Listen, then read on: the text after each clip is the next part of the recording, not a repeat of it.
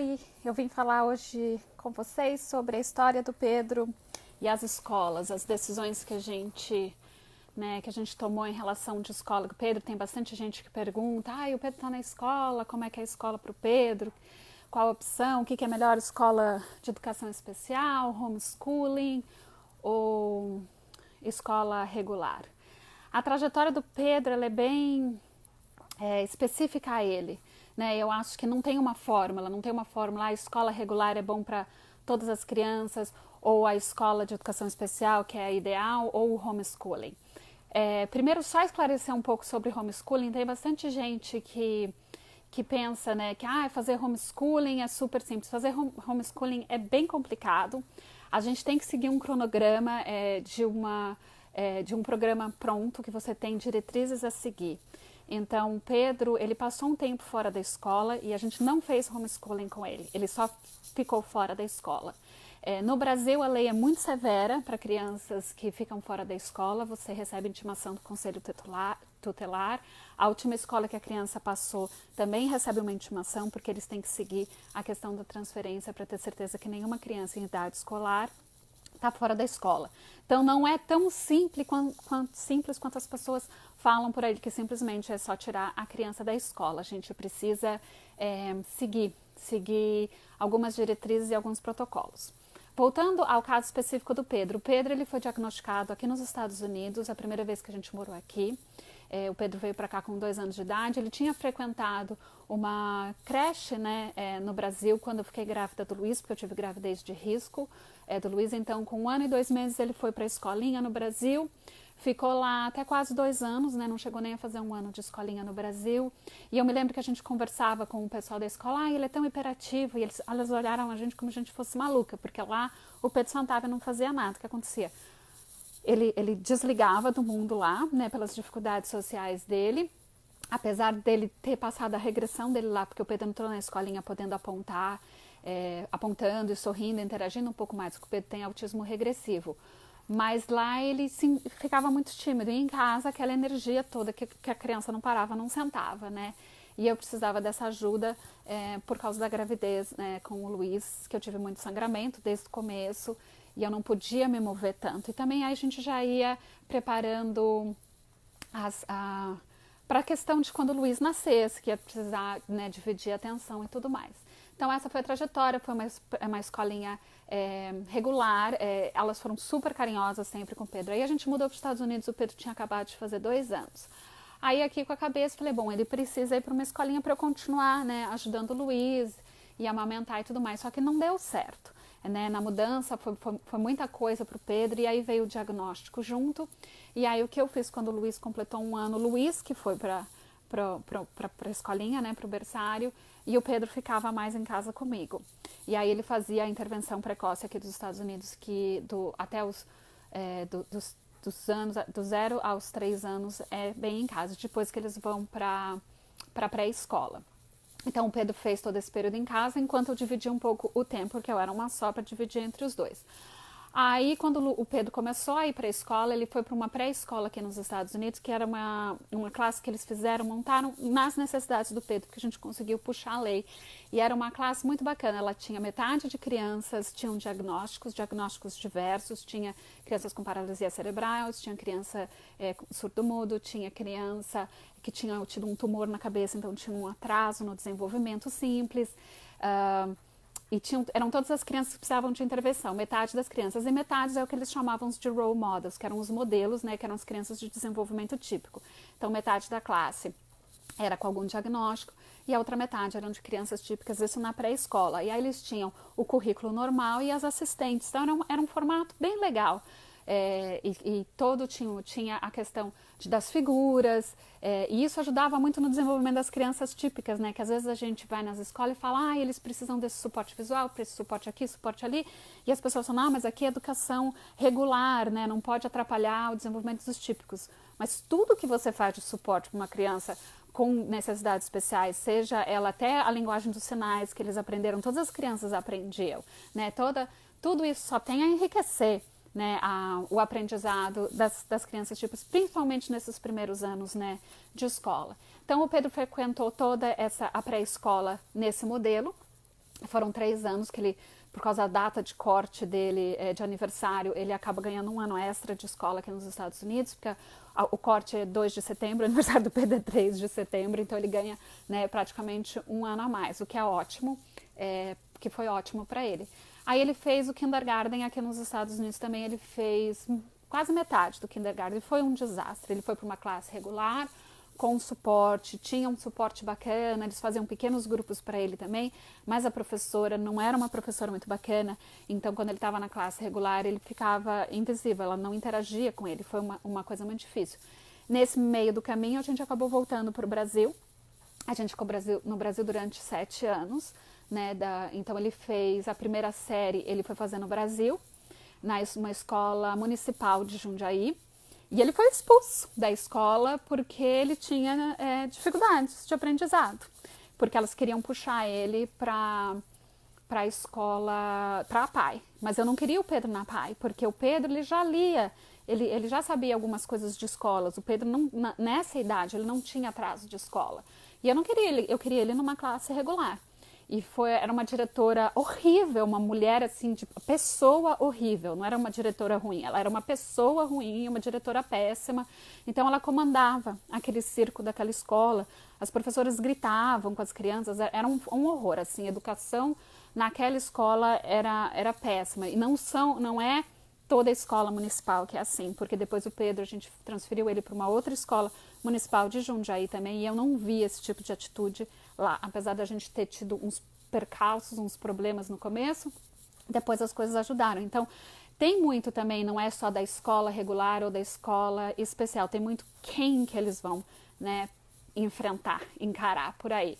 E a dificuldade na escola municipal é esse autoritarismo, né, que alguns professores e diretores têm, achando que, tipo assim, aqui é de graça. E eu falava, não é de graça, eu pago imposto, então o seu salário já está pago por mim de antecipado, não só por mim, pelos meus vizinhos, pelos meus pais, por todos os meus parentes, pela pessoa da quitanda, por todo mundo, né? A escola pública, ela é paga através do imposto, né? E era esse meu mantra com essas profissionais que estavam muito difíceis. Elas chegaram a expulsar o Pedro, então a gente ganhou força com isso. Elas escreveram em ata que o Pedro sim tinha vaga na escola, mas que elas não iam garantir a segurança física dele. O garoto tinha 6 anos de idade, como é que você não vai garantir? A gente não vai garantir que um dia ele vá sair andando da escola, porque a gente deixa o portão aberto e desaparecer. Porque para estar nessa escola, a criança precisa saber que ela não pode sair da escola. Eu falei, isso não cabe ao Pedro. Então, com essa força, eu fui um secretário de educação que me tratou muito mal em Jundiaí, e daí eu fui para a promotoria pública, eu fui no Ministério Público de Jundiaí e fui conversar com os juízes lá, e ele fez uma força danada, e ele ajudou muito, né? Essa denúncia ajudou muito, e aí a Prefeitura de Jundiaí se propôs a reestruturar e se preparar para poder receber o Pedro, mas daí ele ficaria, né, os últimos 8 meses de escola, que foi dessa briga, fora da escola. E eles pagaram para o Pedro 2 vezes por semana um lugar de vida em São Paulo, que eu detestei, que foi uma coisa assim horrível, tanto que a gente fez 2, 3 meses, eu falei que não vale nem a gasolina pra gente, nem de graça, eu queria que ele seguisse indo lá, não era uma linha que atenderia às necessidades do Pedro, era muito, na hora que ele estiver pronto. Bom, Pedro tem autismo severo, não vai estar pronto nunca, né? Ou a gente puxa ele para estar pronto, ou o menino não vai fazer nada, né? Até hoje ele estaria só sentado na frente da televisão, se a gente esperasse ele ficar pronto, né? Não acontece assim com o desenvolvimento do Pedro. Daí ele ficou fora da escola esse tempo, e aí ele voltou. E aí eu pedi para voltarem para ele para a primeira série, porque ele não tinha tido a chance de fazer a primeira série ainda.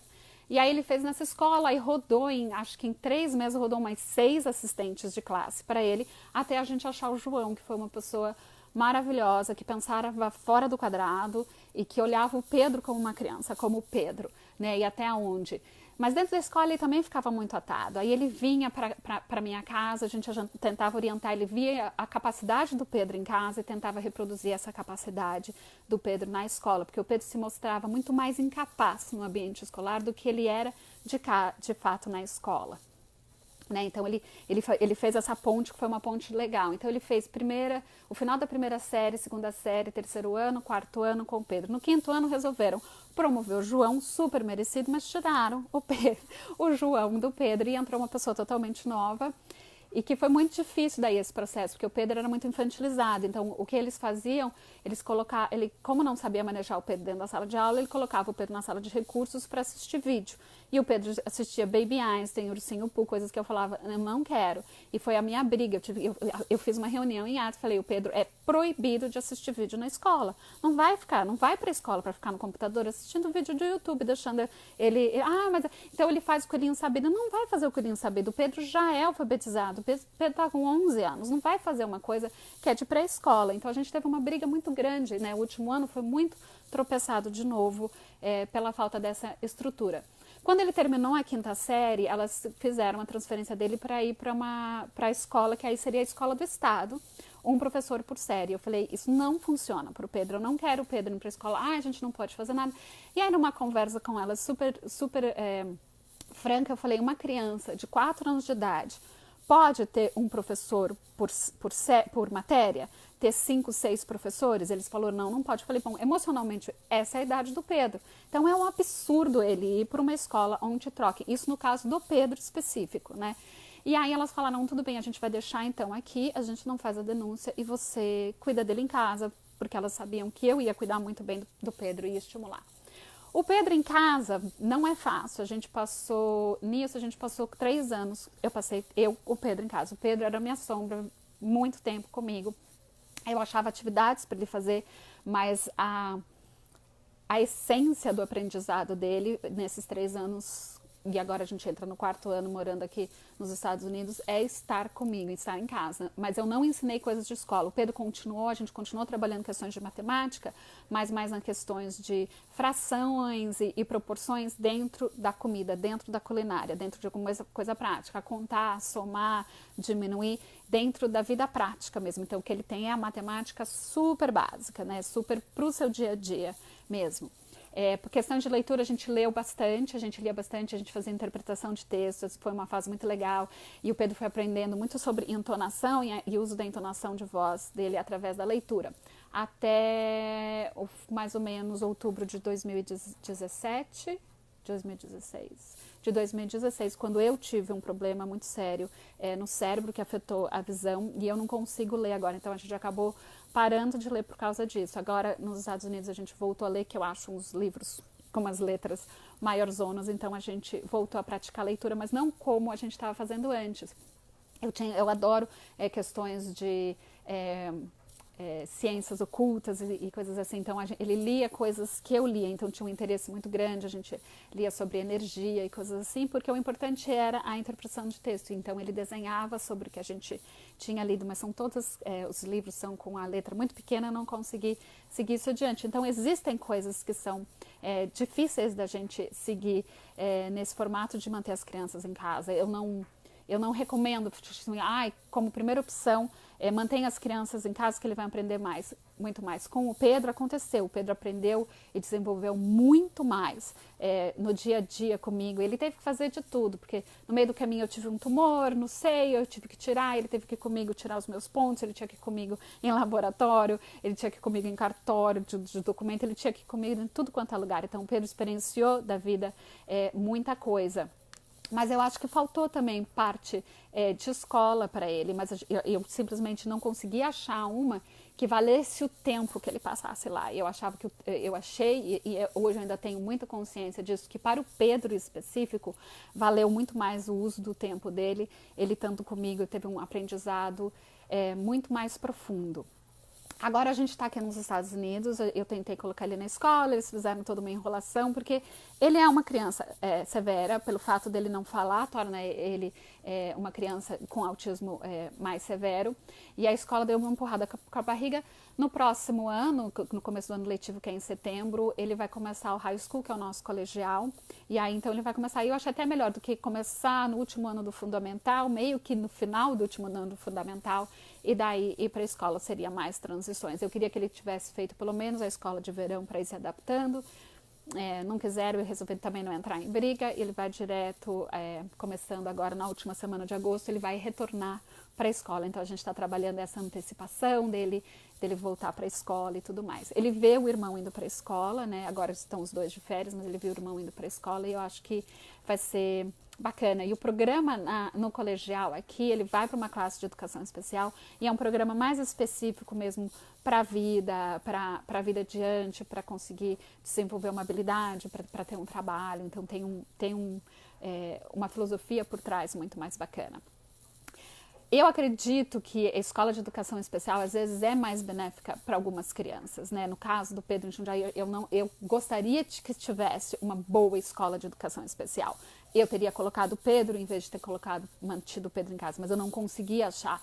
As escolas de educação especiais que eu vi eram muito focadas na disciplina da criança ou em coisas de matéria de pré-escola. E o Pedro já tinha feito pré-escola. O Pedro tem esse entendimento, apesar do retardo mental, ele tem não dá para colocar ele numa escola com um currículo de pré-escola, ele sabe números, ele sabe as formas, ele sabe escrever, ele tem uma compreensão de leitura de 6 anos de idade, né? Não dá para dar uma coisa muito mais sofisticada que isso, então não tinha um currículo dentro das escolas que tinham disponíveis para mim, e muitas das escolas nem aceitavam ele pela questão dele ter autismo.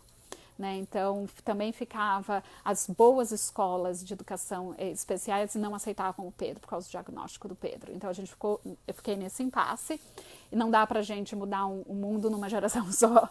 E aí eu tinha que olhar pro meu filho também. Tem um tanto de energia que a gente consegue brigar com o mundo afora e um tanto de energia que a gente consegue trabalhar as nossas próprias crianças. E se eu tentasse brigar para se colocar em escolas, para se implementar, eu ia acabar esquecendo as minhas crianças, porque nem todo mundo sabe, mas muita gente sabe. Eu também tenho o Luiz, que também tem autismo.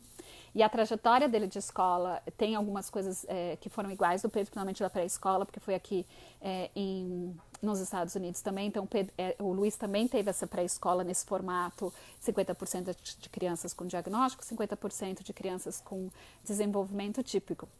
Então, ele acabou tendo esse suporte, mas aí ele foi para o Brasil. Só que o Luiz tinha uma questão, ele não queria falar português. Não queria, se recusava quando a gente mudou dos Estados Unidos para o Brasil, ele não queria de jeito nenhum, se você falasse com ele em português, ele tinha um chilique. Aí eu usei uns vídeos, que tem um vídeo meu mostrando essa técnica com o Davi da Tati, de palavras vermelhas que você vai lendo. Eu usei muito isso para ensinar o português para o Luiz. Né, para ele aprender através de vocabulário a falar português. E aí foi interessante, porque eu acabei colocando ele na Maple Bear e atrasando ele 1 ano para ele ir só para a escola que era só em inglês, para ajudar ele nessa adaptação.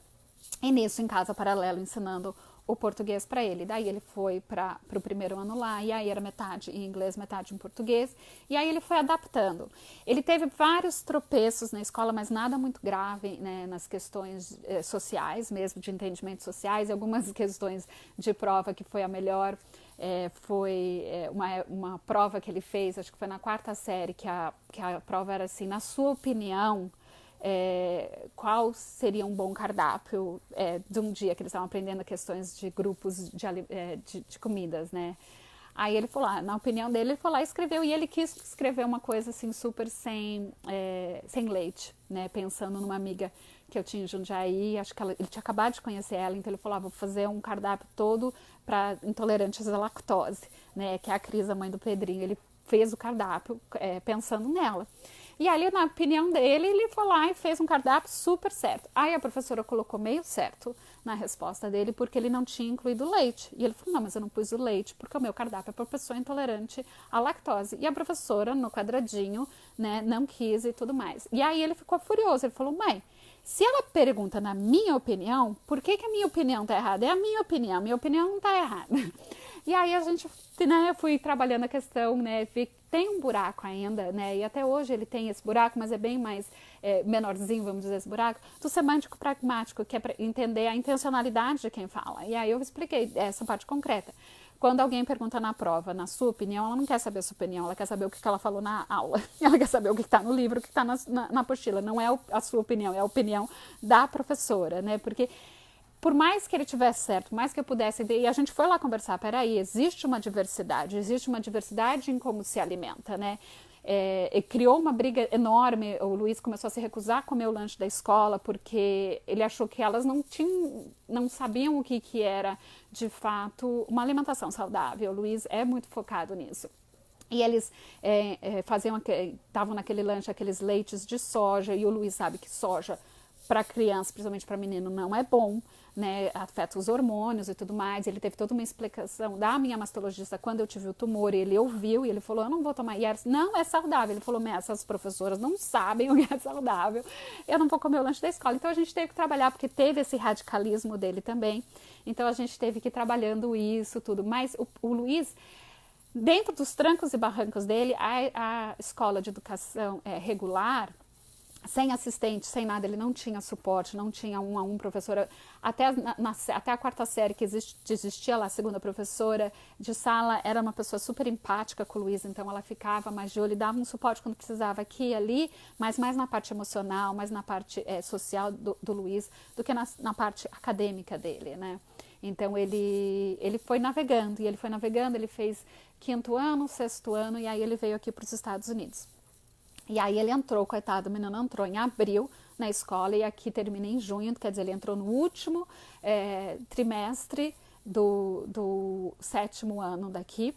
Então ele perdeu quase 1 ano de escola, ficou meio um buraco, e ele deu uns tropeços no começo, mas ali mais pro final, né, pro último mês, ele conseguiu entrar no fluxo. E era muita coisa, tipo assim, entender, ele saiu da Maple Bear Jundiaí, que é super pequenininha, para uma escola aqui que tem 6 turmas da mesma série. Ele falando assim, mãe, a biblioteca da escola aqui, ela é maior do que a escola inteira lá, né? É muito grande. Aqui tudo é numa dimensão muito grande. E existe, eu descobri agora nas férias, que existe diferentes turmas, existe a turma mais avançada e existe uma turma mais que eles varrem todo mundo. E o Luiz entrou nessa turma que eles varrem todo mundo, porque consideraram ele como aluno de língua estrangeira, apesar dele ser fluente em inglês, mas existem muitas coisas, mesmo tendo aprendido matemática e ciências em inglês na Maple Bear, no Brasil tem alguns vocabulários que não são compatíveis, né, com os vocabulários aqui. Então, na matemática, o Luiz é muito bom de matemática, mas na matemática aqui nos Estados Unidos, ele começou a ter um pouco de dificuldade, porque ele não entendia o que o professor queria por causa desse vocabulário. E foi aí que eu falei, não, vou colocar ele em aula particular. Eu não posso ensinar isso porque eu não sei, vou colocar ela em aula particular. E aí essa pessoa da aula particular, ela me explicou, existem 2 turmas, ela vai fazer um relatório para ter certeza, para puxar, né, como diretor, para passar o Luiz para outra turma, para a turma mais avançada. Ela falou, senão ele vai ficar entediado na escola, e ele está numa classe que ninguém faz nada. E ele falava para mim, mãe, ninguém faz nada, ninguém faz nada. E aí eles entram nesse mesma coisa de não fazer nada. Então eu preciso ficar de um olho extra no Luiz, mas como eu acho que eu ficaria se ele não tivesse o diagnóstico, que eu sou bem em cima mesmo.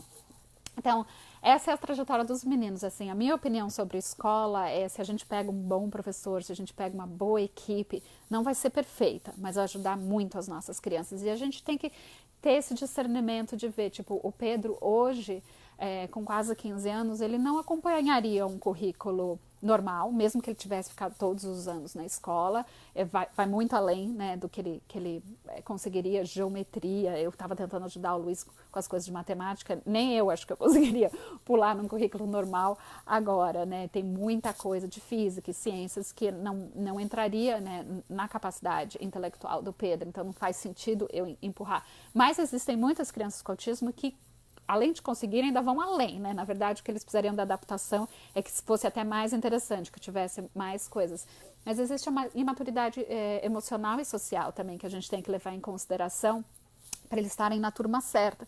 Então, às vezes, segurar 1 ano, eu acho que segurar mais de 2 anos para ter a mesma idade emocional vale, mais que isso eu não faria, né? Mas aí também depende de cada um. E é tudo uma descoberta. Eu acho que a gente, para as escolas, é uma descoberta que depende muito de quem, né, de quem é o aluno, e depende muitíssimo de quem são as pessoas naquela escola. E às vezes a escola funciona para uma criança, né? Eu tenho uma amiga que aquela escola é excelente, eu fui botar meu filho lá, foi um desastre. Isso eu acho que pode acontecer. E pode acontecer até com as crianças de desenvolvimento típico. Então, a gente precisa estar muito aberta a pensar qual é a nossa vibe, qual é a vibe da nossa criança, qual é a vibe que está ali rolando na escola, para a gente tomar a decisão. Como eu contei na história, eu tenho um problema seríssimo de visão. Eu vi que entraram umas perguntas, eu não consigo ler as perguntas enquanto o vídeo está rolando. Eu vou ler o que der para responder digitando. Eu respondo o que é fora do assunto. Eu faço uma outra live. Provavelmente semana que vem eu vou ter mais tempo. A gente acabou uma semana assim corridíssima agora que a gente fez, que eles chamam de acampamento aqui com adolescentes, que a gente passa 24 horas na casa, eu ajudando o Eric. Foi muito legal ver outros jovens adultos, né, outros adolescentes, 15, 16, 17 anos, ver eles mais para frente, né, ver aonde a gente pode ajudar os menorzinhos a não chegarem com aquelas manias lá para frente, né? E o quanto mais eles conseguem retribuir se a gente muda alguns detalhes aqui e ali no tipo de relacionamento que eles têm. Foi muito bacana, uma experiência assim super, super bacana. Muito bacana para os meus filhos também. Eles participaram desse camp há 2 anos atrás e foi muito difícil para eles, para os dois, tanto para o Pedro quanto para o Luiz. E para mim foi muito bom ver eles participando dessa vez com uma maturidade muito diferente. O Luiz como ajudante, não mais como cliente, ele ajudou muito, né? Ele muito, com muita compaixão com as outras pessoas e ainda entendimentos, né? Vindo com perguntas muito maduras de por que isso, por que aquilo, tentando entender algumas situações. Então foi uma experiência super boa, eu tô exausta, mas eu vou ler e semana que vem o pai dos meninos vem ficar com eles, aí eu acho que eu vou ter mais tempo pra gente poder gravar outros vídeos e eu vou respondendo. Eu tenho umas outras perguntas já salvas também pra gente indo fazer outros assuntos. Tinha uma pessoa específica na outra live que me pediu para falar sobre a escola do Pedro. Sumiu, eu não sei, some do Facebook, eu não sabia disso. Eu gravei o vídeo, tá no blog, mas some do Facebook, então eu não consigo ver quem é a pessoa. Eu espero que você veja esse vídeo, porque foi pensando em você. Eu não lembro os nomes, porque eu sou péssima para lembrar nomes. Mas foi com esse e com outras pessoas que entraram perguntando sobre a escola do Pedro. É esse o histórico. Beijo.